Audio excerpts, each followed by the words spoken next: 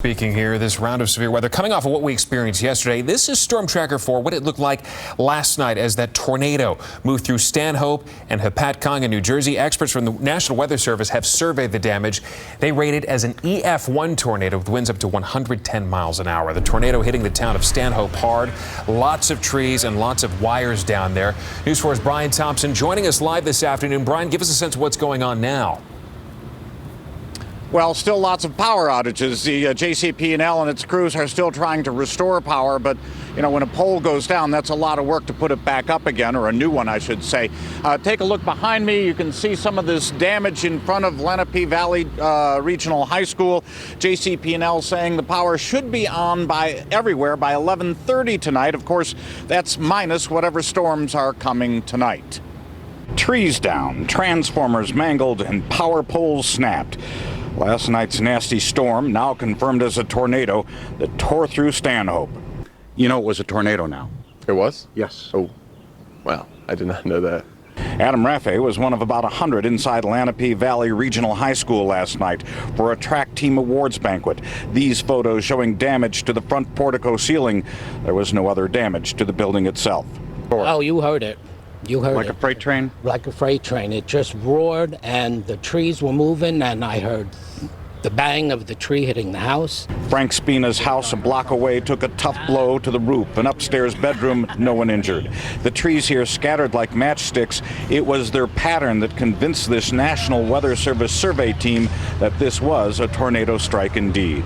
Chaos is a good word to describe it for the first few minutes of it, yes. As the tornado skirted by this school, overturning trees, a softball field dugout, shearing umbrellas on the cafeteria patio, and strewing plastic trash everywhere, those inside the banquet hall scrambled. The wind started picking up. My teacher started closing all the doors. And then the ceiling tiles started to like shudder and go up and down. Stuff started falling from the ceiling. Some moment, I have to say. Now, the school is still closed. It was closed all day today, of course. No power. Status right now is if JCP&L can get the power on, they hope to open school tomorrow. It remains to be seen. All I can tell you right now is we heard thunder just a moment ago. It has started raining a little bit. We hope we're on the edge of a cell and not about to be in the middle of it. Live in Stanhope, I'm Brian Thompson, News 4 New York. All right, Brian, be safe out there. We want to get to the damage now from the same tornado there in Hapatcong. Take a look at that. We sent Drone 4 overhead this afternoon to look at what was left behind across Sussex County. You see there it knocked down trees onto homes and cars. It took out power for hundreds of people. News 4's Pat Battle continuing our team coverage. Pat, I understand one family in Roxbury Township had their front porch torn off in that storm. Oh, yeah, and a lot of other folks had a lot of damage, Natalie. I'm standing next to this motorcycle because its owner never thought he'd see it again. He spent about an hour digging it out from underneath this huge, huge oak tree. The diameter of the trunk is about 5 or 6 feet, we're estimating here. And there are 4 cars buried underneath it, too. My new car, the Toyota Camry. How bad is the damage? All the windows are broken and everything.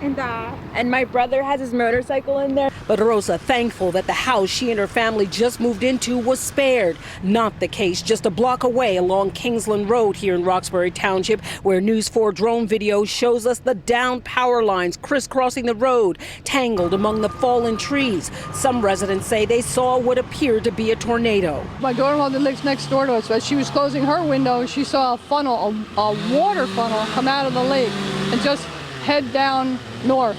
We heard the alert. The wind started blowing. He got up off the chair and went to the front door, and he said, "Oh my God, the wind," and knocked him right on the ground. And this is what they saw when eventually they were able to come outside. A 75-foot tree that had stood in the yard next door crashed across their fence and over their front porch, crushing it beneath tons of oak, branches opening holes in their roof. The neighbor's carport smashed to bits. But 2 houses over, the worst damage on this block. Not 1, but 2 trees caving in the top floor of this home on the lakefront. The man inside, still too shook up to go on camera, describes 2 minutes of terror. I got the emergency alert on my phone. I lost power. 30 seconds later, I got a tornado warning. I ran downstairs, checking the windows. I slammed the door and I ran into the basement. And about 30 seconds later, I heard the loudest sound of my life, which was that tree coming down on the roof. A few miles away in neighboring Hapatcong, equally terrifying moments as trees fell, transformers caught fire.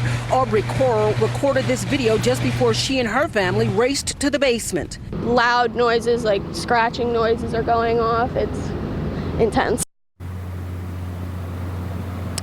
Now, if you take a look at this car, you can only see 1.5 of the 4 that are buried underneath here, and you may think that's an awful picture, but look how close it came to the house, 15 feet. Rosa is really not complaining. A lot of other people in this town have had their homes declared unsafe for human occupancy. We'll bring you more on that on News 4 New York at 6. And also, this has not been declared one of the places where that tornado touched down. We're waiting to hear from the National Weather Service, and we'll hopefully have that information for you at 6 o'clock. Reporting live from Roxbury Township, I'm Pat Battle, News 4 New York.